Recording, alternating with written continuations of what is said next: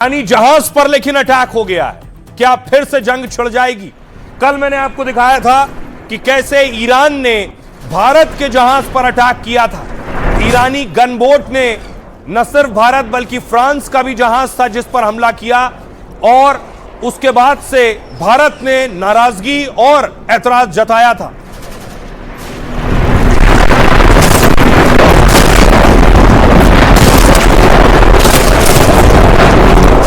लेकिन अब अमेरिका ने देखिए ईरान के जहाज पर अटैक किया। यह है यूएसएस त्रिपोली। अमेरिकी वॉरशिप से ईरानी जहाज पर अटैक किया गया।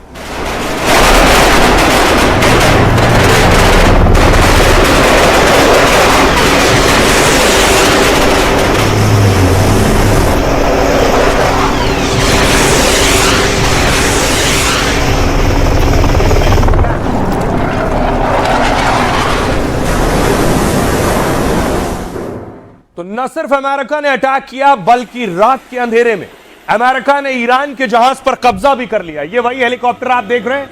हेलीकॉप्टर वहां पहुंचा ईरान के जहाज के ऊपर। अमेरिका के जवान और फोर्स उतरे जहाज पर और कब्जा कर लिया ईरान के कार्गो शिप पर।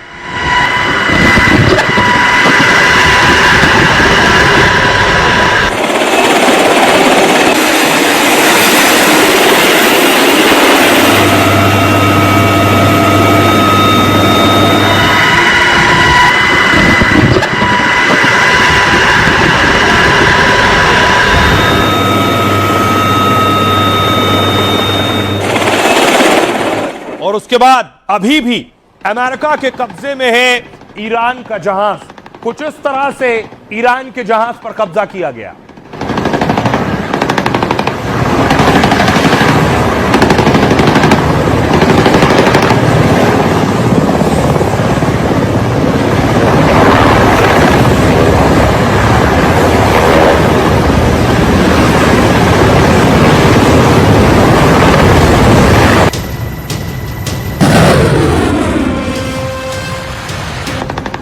फायर खत्म होने से पहले ही क्या ट्रंप फायर हो गए हैं और जंग की आग को फिर भड़का दिया है। ट्रंप के एक एक्शन से ईरान से पाकिस्तान तक कोहराम मचा है। ईरानी जहाज पर ट्रंप की सेना ने पहले गोलीबारी की और फिर उस पर कब्जा कर लिया। जिस हॉर्मूज पर ईरान कब्जे का दावा करता था उसी हॉर्मूज पर ट्रंप ने पहले नाकेबंदी का ऐलान किया और अब ईरानी जहाज को दबोच लिया है। अमेरिका के इस कदम से ईरान बहुत गुस्से में है। उसने ऐलान कर दिया है कि अब शांति की बात नहीं, दुश्मन पर बम और ड्रोन हमलों की बरसात होगी। खबर तो यह भी है कि ईरान ने मछली बम बना लिया है और जंग भड़की तो दुश्मन पर चौंकाने वाले हमले को तैयार है।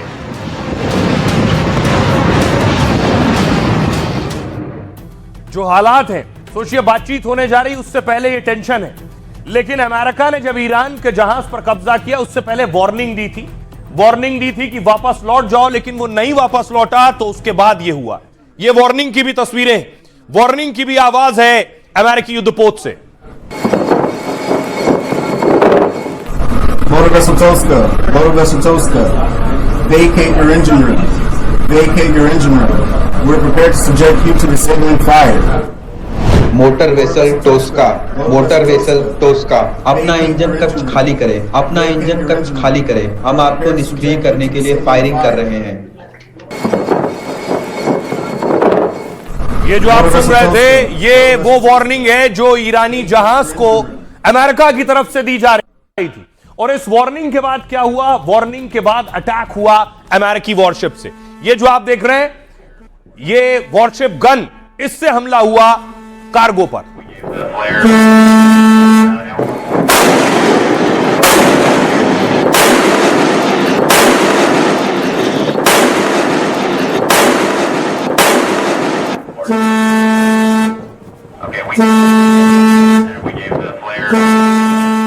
अब देखिए जरा अटैक कैसे हुआ। कुछ इस तरह से ये आप देख रहे हैं हेलीकॉप्टर के जरिए अमेरिकी सेना ईरान के जहाज पर उतर गई। सीजफायर खत्म होने से पहले अमेरिका ने हॉर्मूज के पास यह सबसे बड़ी कार्रवाई की। अमेरिकी कमांडो ने समंदर में ईरानी जहाज पर कब्जा कर लिया। दरअसल ईरान का एक बड़ा मालवाहक जहाज, टॉस्का नाम है इसका, यह चीन से आ रहा था। ईरानी झंडा लगा 900 फीट लंबा जहाज बंदर अब्बास की ओर बढ़ रहा था। बंदर अब्बास बंदरगाह है, वो हॉर्मूज के उस रास्ते से बढ़ रहा था जहां अमेरिका ने नाकेबंदी लगा रखी है। अमेरिका ने ईरानी जहाज को वार्निंग दी और कहा 1 मीटर भी आगे मत बढ़ना।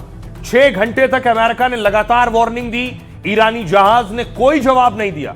तो समंदर में तैनात अमेरिकी युद्धपोत यूएसएस स्प्रूएंस एक्शन में आ गया। अमेरिका का यह युद्धपोत एडवांस रडार सिस्टम और बहुत हथियारों से लैस है। इसने फायरिंग शुरू की। मिडिल ईस्ट में अमेरिका ने अपनी सुरक्षा और हमले के लिए इसे तैनात किया था।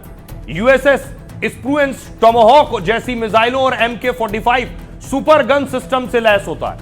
MK-45 सुपर गन यानी तोप 1 मिनट में 20 गोले दाग सकती है। दुश्मन के जहाज, हवाई हमले और जमीन पर टारगेट में इस्तेमाल किया जाता है। एक ऑटोमेटिक गन है और चलाने के लिए इंसान की जरूरत नहीं होती है।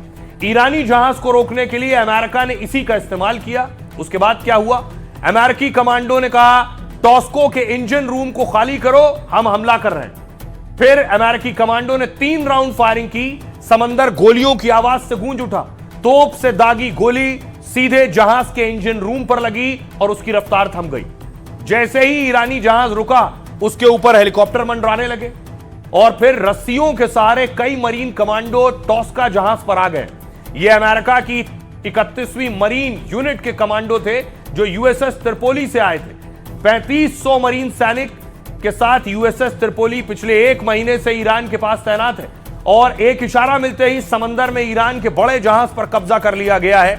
यह है पूरी कहानी इस कब्जे की। अब आइए आपको बताऊं, ईरान का जो जहाज है ये कहां से आ रहा था।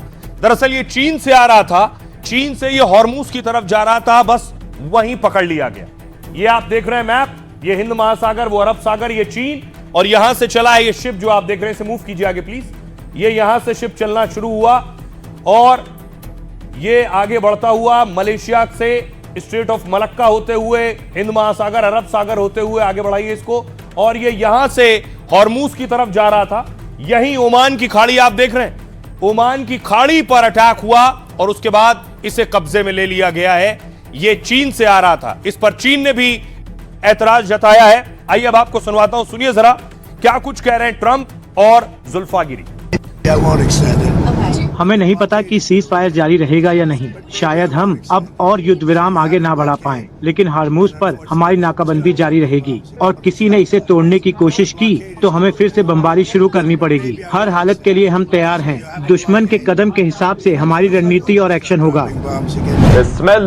हम अमेरिका की आतंकी गतिविधि का मुंहतोड़ जवाब दे सकते हैं। अमेरिका ने हमारे जहाज पर हमला और कब्जा कर बहुत बड़ी गलती की है। उनके जहाज में उनके परिवार के भी कुछ लोग थे, इसलिए हमने सीधे हमला नहीं किया, लेकिन ईरान बदला जरूर लेगा। हम अमेरिका से एक एक गोली का हिसाब लेने की कसम खाते हैं। तो आखिर सवाल ये अब क्या होने जा रहा है, क्योंकि अमेरिका बहुत आक्रामक है। ट्रंप कल 37 पोस्ट कर चुके हैं, अभी फिर पोस्ट कर रहे हैं। देखिए जरा समंदर में एक और हरकत अमेरिका की, ये ड्रग बोट है। 3 ड्रग बोट उड़ा दी है अमेरिका ने।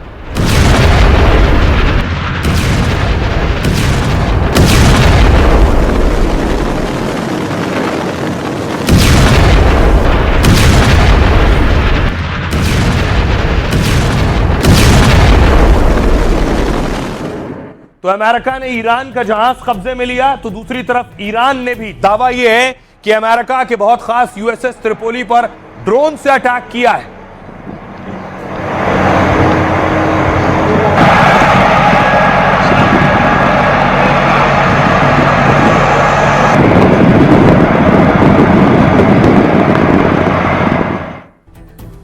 और उसके बाद देखिए ईरान का जहाज कब्जे में था तो दावा किया गया अपने एक जहाज पर अमेरिका के कब्जे से ईरान आग बबूला है और उसने ओमान की खाड़ी में कई अमेरिकी जहाजों को टारगेट किया है। खबर है कि ईरान ने अमेरिकी जहाजों पर दर्जनों ड्रोन से हमला किया है और इस हमले से अमेरिकी जहाज को कितना नुकसान हुआ यह साफ नहीं है, लेकिन ईरान का दावा है कि उसने अमेरिकी जहाज को कड़ा जवाब दिया है। ईरानी सेना ने कहा है कि हम अमेरिकी जहाज को समंदर में डुबो सकते हैं, लेकिन अमेरिकी जहाज के अंदर क्रू मेंबर के कुछ परिवार वाले भी थे, इसलिए हमने अभी तक सिर्फ ड्रोन हमलों से एक तरीके से चेतावनी दी, लेकिन हम इसका बदला लेने और पलटवार करने की कसम खा रहे हैं क्योंकि अमेरिका ने युद्ध विराम तोड़ा है और समंदर में डकैती की है। अगर ट्रंप ने फिर धमकी दी और ईरान के पावर प्लांट को निशाना बनाया तो हम भी अमेरिका और उसके दोस्तों के खिलाफ कड़ा कदम उठाने से चूकेंगे नहीं। खाड़ी देशों के तेल केंद्र और उनके पाइपलाइन पर भी हम हमला कर देंगे। ईरान इससे पहले भी सऊदी और यूएई में कई ऑयल सेंटर पर हमला कर चुका है, तो क्या ईरान फिर से मिडिल ईस्ट में बड़े हमले की तैयारी कर रहा है? सवाल यह है कि हालात ऐसे बन रहे हैं कि स्थिति बद से बदतर हो जाएगी। सुनिए जरा ईरान के विदेश मंत्री क्या कह रहे हैं। देखिए, अभी तक जब मैं यहाँ हूँ, हमारे पास बातचीत के अगले दौर के लिए कोई योजना नहीं है और इस संबंध में कोई निर्णय नहीं लिया गया है। हमें हार्मूज में उनकी कार्रवाइयों का सामना करना पड़ा, जिसे अमेरिका ने नौसैनिक नाकाबंदी करार दिया है। अभी कुछ घंटों में आपने देखा कि एक ईरानी जहाज पर हमला किया गया। ये सभी घटनाएं युद्ध विराम का स्पष्ट उल्लंघन मानी जाती हैं। जब ईरान ने सेकेंड राउंड में आने से मना कर दिया है, फिर एक बड़ा सवाल या चिन्ह पैदा हो गया है। ये जो वेस्ट एशिया का जो कॉन्फ्लिक्ट है उसको लेके अमेरिका शायद कुछ ऐसे डिमांड्स रख रहे हैं जिसको कि चर्चा में ईरान उसका संज्ञान ले नहीं पा रहा है, क्योंकि उसके अपने नेशनल सिक्योरिटी की इश्यूज हैं। अब देखिए, बातचीत को लेकर सस्पेंस है। क्या ईरान इस बैठक में शामिल होगा? सवाल यह है। अमेरिका ईरान में दूसरे राउंड की बातचीत को लेकर अभी सस्पेंस बना हुआ है। ट्रंप ने पहले कहा था कि वो खुद इस्लामाबाद जा सकते हैं, लेकिन हॉर्मूज में गतिरोध के बाद स्थिति बदल गई। जेडी वेंस की अगुवाई में ईरान से इस्लामाबाद में बातचीत की तैयारी है। इसको लेकर पाकिस्तान की तरफ से तैयारी पूरी हो गई है, इसका दावा किया गया है। पाकिस्तानी फील्ड मार्शल असीम मुनीर को लेकर भी ईरान दौरे पर थे। अभी बातचीत में गतिरोध के बाद मुनीर ने ट्रंप को फोन लगाया। मुनीर ने ईरान का स्टैंड अमेरिकी राष्ट्रपति के सामने रखा। मुनीर ने कहा, हॉर्मूज में नाकेबंदी से बातचीत में बाधा आ रही। इस पर ट्रंप ने मुनीर से कहा, हम इसको देखेंगे। दोनों देशों के बीच 2 हफ्ते का सीजफायर हुआ। अमेरिका ईरान में 22 अप्रैल तक सीजफायर है, मतलब सीजफायर खत्म होने में अब 48 घंटे से कम बचा है। ऐसे में अगर बात नहीं बनती है तो एक बार फिर जंग के आसार है। पाकिस्तान की कोशिश के बावजूद ईरान के शामिल होने पर सस्पेंस है इस बैठक में। मीडिया रिपोर्ट्स के मुताबिक जेडी वेंस पाकिस्तान रवाना हो चुके हैं। अमेरिकी उपराष्ट्रपति, ईरान की सरकारी मीडिया ने कहा है कि ईरान बैठक में शामिल नहीं होगा। इसके बाद बैठक को लेकर ईरान सरकार का भी बयान आया कि अमेरिका से बातचीत पर अभी ईरान ने कोई फैसला नहीं लिया है, मतलब वो बैठक में शामिल होगा या नहीं, इस पर फैसला नहीं हुआ है। पहले दौर की बातचीत के दौरान भी इसी तरह का सस्पेंस बना हुआ था। इसको लेकर ट्रंप ने ईरान को सीधी वार्निंग दी थी। ट्रंप ने इसे ईरान के लिए आखिरी मौका बताया था और समझौते पर साइन नहीं किया गया। तो जेडी वेंस, खबर यह है कि कल पाकिस्तान के लिए रवाना होंगे। इस बीच एक और तस्वीर आपको दिखाऊं कि जो बात मुनीर ने कही, मुनीर ने कहा ट्रंप से फोन लगाकर कि आप हॉर्मूज को ब्लॉक मत करें, लेकिन ट्रंप उसे ब्लॉक कर रहे हैं। ये आप देख रहे हैं एक और यूएसएस गिराल्ड अमेरिकी युद्धपोत, वो भी रवाना कर दिया है हॉर्मूज की तरफ।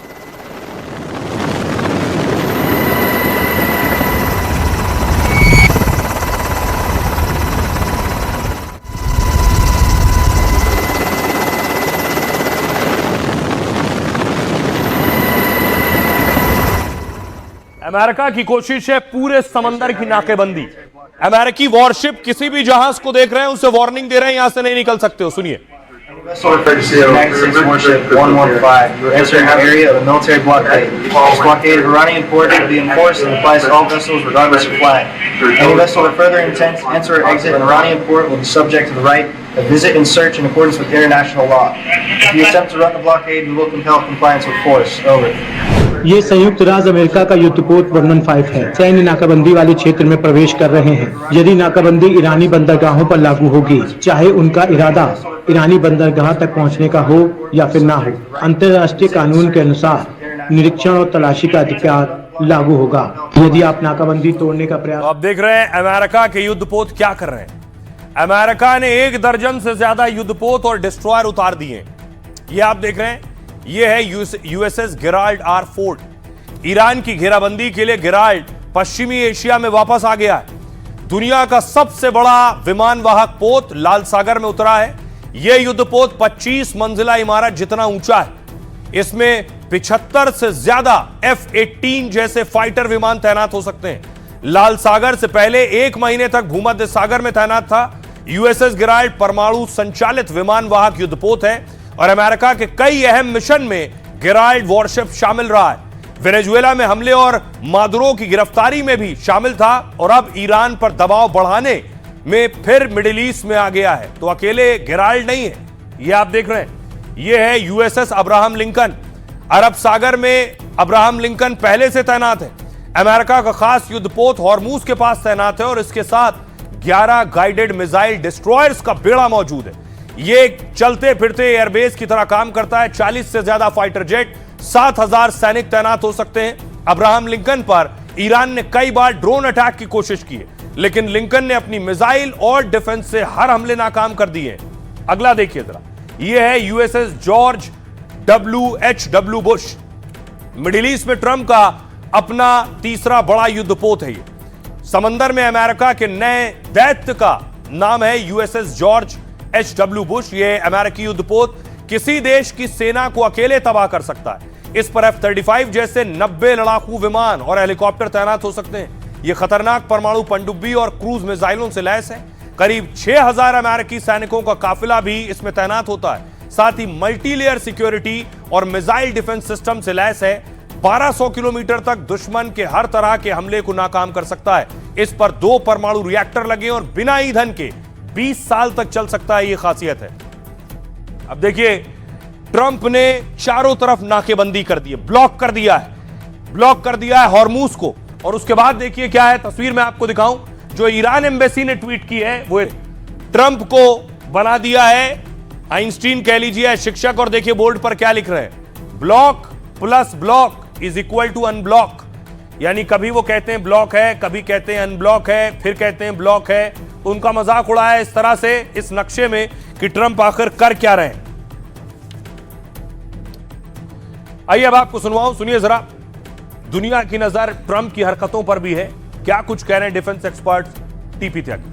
देखिए, फौज के अंदर तो ये एक रिक्वायरमेंट होती है कि आप पता करो दुश्मन कमजोर कहाँ है, क्योंकि दुश्मन दिखाना ही नहीं चाहता। जहाँ वो कमजोर होता है वो दिखाता है कि वो बहुत स्ट्रांग है, जहाँ वो बहुत स्ट्रांग है वो दिखाता है कि वो कम स्ट्रांग है।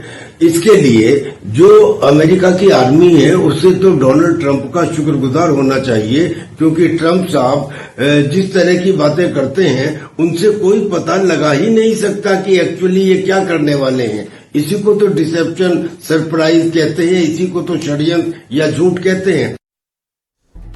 अब देखिए जरा, ट्रंप ने अपने हथियार उतार दिए हैं, तो दूसरी तरफ ये आप देख रहे हैं ईरान ने भी अपनी वो मिसाइल निकाल ली है, वो मिसाइली बेड़ा निकाल लिया है जो अब तक दुनिया के सामने नहीं था।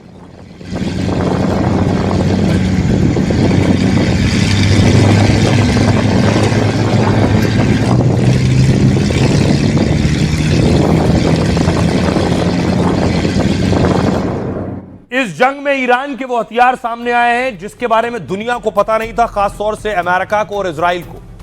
यह है ईरान की मिसाइल सेजल 2 और दावा है कि अब ईरान सेजल 2 का भी इस्तेमाल कर सकता है। इसे मछली बम भी कहते हैं। जो सेजल 1 है उसे नाग बम कहते हैं और सेजल 2 को मछली बम कहते हैं। और आइए आपको बताऊं क्या खासियत है इसकी। यह है सेजल 2 मिसाइल। सीजफायर टूटा तो ईरानी मछली बम सामने आ जाएगा और इससे कहर बरपाएगा। खबर है कि ईरान ने अपने हथियारों में नई ताकत जोड़ी है। मछली बम से अमेरिका इजराइल को गहरे घाव देने की तैयारी में। दावा है मछली बम ईरान की सेजल 2 का ही एक अपडेटेड वर्जन है। ईरान की इस खतरनाक मिसाइल की रेंज करीब 2500 किलोमीटर है। अगर नतांज से इसे दागा जाए तो सिर्फ 7 मिनट में तेल अवीव पहुंच सकती है। ईरान की सेजल 2 मिसाइल को डांसिंग मिसाइल भी कहा जाता है क्योंकि यह मिसाइल घूम घूम कर लहराते हुए टारगेट पर वार करती है। सेजल 2 मिसाइल रडार को चकमा देने में माहिर है। इजराइल के आयरन डोम जैसे डिफेंस सिस्टम भी इसे भेद नहीं पाए, इसे रोक नहीं पाए। पिछले दिनों ईरान ने यूएई और कुवैत में अमेरिकी बेस पर इसे दागा था और इस मिसाइल ने अमेरिका को भारी नुकसान पहुंचा दिया था। खबर यह है कि ईरान ने सेजल 2 को और खतरनाक बना दिया है। हवा में गोता लगाते हुए यह दूर से मछली के जैसे दिखाई देती है और जब तक दुश्मन या उनका डिफेंस सिस्टम समझ पाता है तब तक ईरान की यह मिसाइल अपने टारगेट को तबाह कर देती है। यानी मछली बम से ईरान अमेरिका इजराइल को परेशान कर सकता है। इसी तरह आपने देखा यह है उसकी खासियत सेजल 2 जिसे मछली बम कह रहे हैं। एक नया किस्म का हथियार है। ईरान के हथियारों का लोहा दुनिया मान रही। एक और हथियार है, वो हथियार है शाहेद ड्रोन। शाहेद ड्रोन ने अमेरिका और इजराइल को परेशान कर दिया कि यूक्रेन की मदद लेनी पड़ गई। आज उस शाहेद ड्रोन को पिंग कर दिया गया है और जश्न मना रही है महिलाएं। به یاد دختران شهید مینا روز دختر مبارک. ما اینجا هستیم که انتقام خون پدر را بگیریم. گر پدر نیست تفنگ پدری هست هنوز.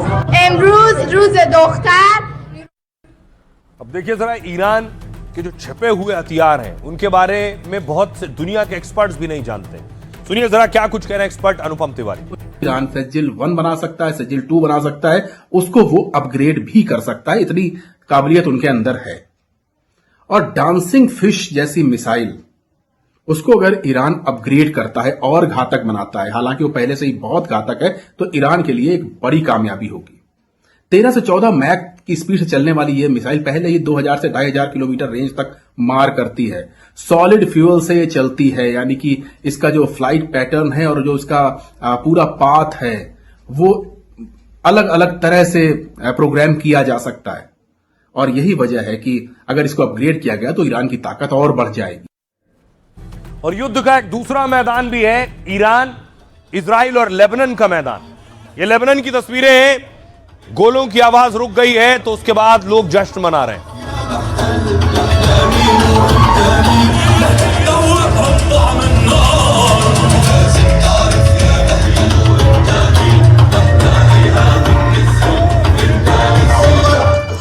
लेकिन दूसरी तरफ लेबनान का हाल क्या है, हश्र क्या है, ये एरियल व्यू देखिए जरा, ऊपर से तस्वीर देख रहे हैं, चारों तरफ तबाही नजर आएगी आपको।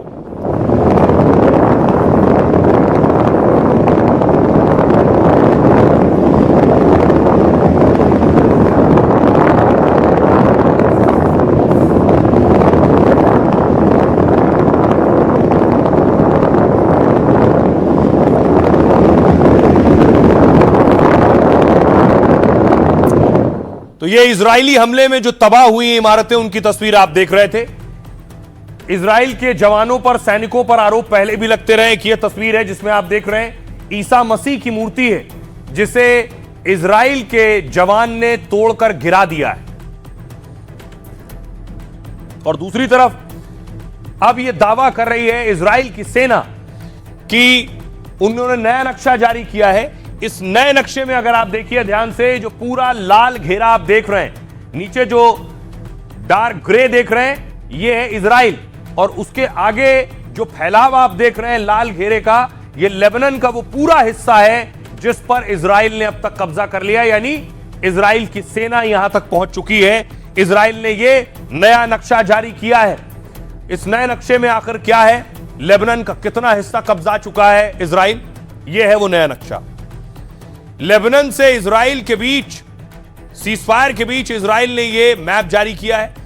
इसमें दक्षिणी लेबनान से में इजरायली सेना की तैनाती दिख रही है। ये जो आप स्पॉट देख रहे हैं, यहां तैनाती है। मैप के मुताबिक लेबनान के कई गांवों पर इजराइल के ने कब्जा कर रखा है और इस नक्शे में इजरायली सैनिक लेबनान के अंदर इलाके में दिख रहे हैं। सीमा से 5 से 10 किलोमीटर अंदर तक का इलाका इजरायली कब्जे में है, यानी इजराइल लेबनान में 5 से 10 किलोमीटर अंदर तक घुस चुका है। दक्षिणी लेबनान में एक बफर जोन इजरायली सेना ने बनाया है। दावा है इजरायली सेना इस इलाके को खाली नहीं करेगी। इजराइल इस इलाके में घरों और बिल्डिंग्स को गिरा देगा। इजराइल ने इसकी तुलना गाजा पट्टी में हुई कार्रवाई से की है। साथ ही हिजबुल्लाह को लेकर इजराइल ने चेतावनी दी है, हिजबुल्लाह के किसी भी सदस्य को इजरायली सेना बख्शेगी नहीं। सीजफायर के बीच भी इजराइल ने यह शर्त रखी थी जिसके मुताबिक हिजबुल्लाह के खिलाफ उसका ऑपरेशन जारी रहेगा। अब इस मैप के जरिए इजराइल ने लेबनान का नक्शा बदल दिया है। इजराइल के इस कदम से मिडिल ईस्ट का नक्शा बदलता दिख रहा है और इजराइल के इस नक्शे को लेकर तेहरान से लेकर बेरूत तक खलबली मची हुई है। इससे भविष्य में इजराइल की उत्तरी सीमा पर हमला करना संभव नहीं होगा। इजराइल की लितानी नदी के दक्षिण इलाके पर कब्जा किया गया। यह इलाका ईरान के मोहरा हिजबुल्लाह का गढ़ है और यहां हिजबुल्लाह के लड़ाके सुरंग और बंकर बनाकर सालों से बैठे हैं। यहीं से इजराइल के शहरों पर रॉकेट और एंटी टैंक मिसाइलें और ड्रोन दागे जाते हैं।